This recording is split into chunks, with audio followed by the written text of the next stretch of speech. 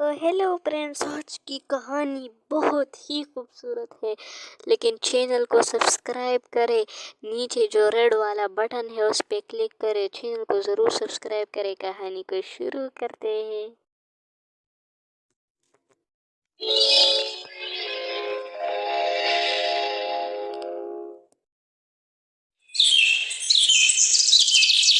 कविता, कविता, आजा। अरे काजल, तुम? हाँ आजा, मैं कॉलेज ही जा रही हूँ। चल आजा, साथ चलते हैं। काजल के बार बार कहने पर कविता उसकी कार में बैठ गई। उस महंगी कार को काजल का ड्राइवर चला रहा था और पीछे काजल और कविता बैठी थी।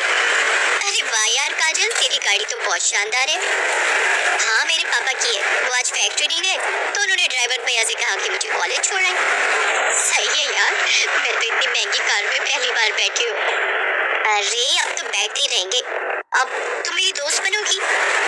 काजल और कविता एक ही कॉलेज में पढ़ते थे। अभी 4-5 दिन पहले ही उन्होंने एडमिशन लिया था। धीरे धीरे काजल और कविता बहुत अच्छी सहेलियां बन गई। वैसे काजल बहुत ही अमीर घर से थी। उसके पापा राजीव सिंह कई फैक्ट्रियों के मालिक थे, जबकि कविता बहुत ही साधारण घर से थी। उसके पिता एक छोटे किसान थे, मगर फिर भी उन्होंने पाई पाई जोड़कर कविता का एडमिशन शहर के सबसे अच्छे कॉलेज में कराया था। काजल और ये बिल्कुल नहीं था। फिर एक दिन, कविता जरा सुनना। हाँ क्या हुआ, बता।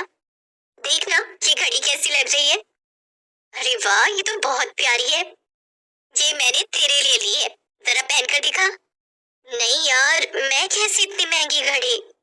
चुप कर और चुपचाप पहन ले, और ज्यादा मत सोच। जब तेरा मन करे तो मुझे भी दे देना कुछ।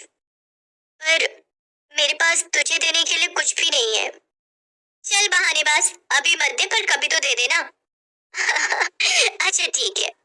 गुजरते वक्त के साथ दोनों की दोस्ती और गहरी होती गई। दोनों का ज्यादातर वक्त एक दूसरे। उनका नाम आकाश है और वो हमारे सीनियर है पगली। तो क्या हुआ?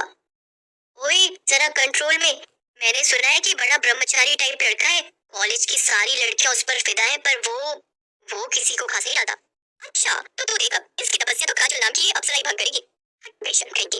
आकाश पर काजल का दिल आ गया था। शुरू में उन दोनों में हाय हेलो हुई और फिर धीरे धीरे उनमें प्यार भी हो गया। काजल को उसका प्यार मिला तो कविता बहुत खुश हुई। लेकिन फिर एक दिन, काजल फाइनल रिजल्ट आते ही मैं यूएस चला जाऊंगा। यूएस पर क्यों? वहाँ मेरी प्लेसमेंट हो गई है और जिस कंपनी ने मुझे हायर किया है वो चाहती है कि मैं पहले यूएस में उनके हेडक्वार्टर में 1 साल काम करूं और सीखूं, और फिर वो मुझे इंडिया वापस भेजेंगे। पर मैं 1 साल कैसे रहूंगी तुम्हारे बिना? कहते हैं सब्र का फल मीठा होता है पगली। अरे तू कब आई? जब तुम दोनों आशिकी फरमा रहे थे। सुन, जाने दे आकाश को, वो वहाँ नहीं जाएंगे तो जॉब कैसे लेंगे? क्यों, मैंने सही कहा ना? बिल्कुल सही। काजल बस 1 साल दे दे मुझे, फिर मैं तुम्हारे पास तुम्हारा हाथ मांगने आऊंगा। ठीक 1 महीने बाद आकाश काजल से विदा लेकर विदेश चला गया। काजल उसे याद करती और हसीन सपने बुनती, लेकिन होली को तो कुछ और ही मंजूर था। अचानक काजल ने कॉलेज आना बंद कर दिया। उसका फोन भी बंद आ रहा था। कविता को उसकी चिंता होने लगी, तो एक दिन वो काजल के घर ही पहुंच गई। वहां उसका सामना काजल के पिता राजीव सिंह से हुआ। कौन हो तुम और क्या चाहिए? जी मैं वो काजल की दोस्त हूँ। उसे कुछ नोट्स देने आई थी। नोट्स?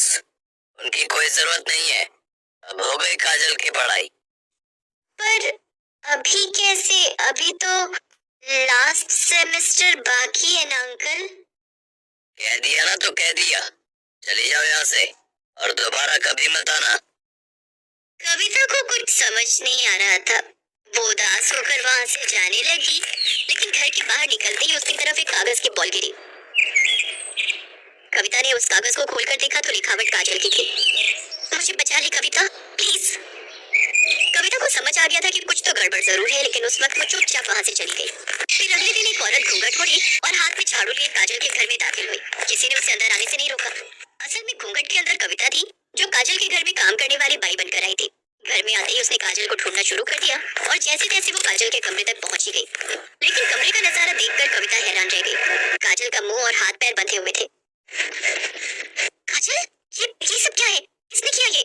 कविता तू आ गई, भगवान का शुक्र है। कविता, मेरे पापा ने मेरा सौदा कर दिया है। तू तो जानती है ना कि मैं और आकाश एक दूसरे से कितना प्यार करते हैं, पर मेरे पापा अपने बिजनेस पार्टनर से मेरी शादी कराना चाहते हैं। वो 55 साल का बुढ़ा है, उसने अपनी पहली पत्नी को मार दिया था और वो मुझे भी मार देगा।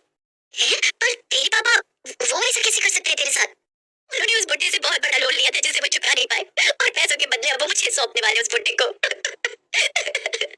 इतना कहकर काजल फूट फूट कर रोने लगी, लेकिन कविता तैयार थी अपनी सहेली को इस मुसीबत से निकालने के लिए। उसने तुरंत दिमाग दौड़ाया और अपनी साड़ी उतारकर काजल को पहना दी और खुद काजल के कपड़े पहनकर उसकी जगह बैठ गई।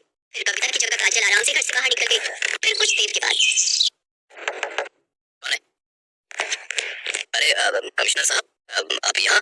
क्या हुआ? क्या बात है? मुझे आपके घर की तलाशी नहीं है। पर तलाशी क्यों? क्योंकि मुझे खबर मिली है कि आपने यहाँ किसी लड़की को कैद करके रखा है।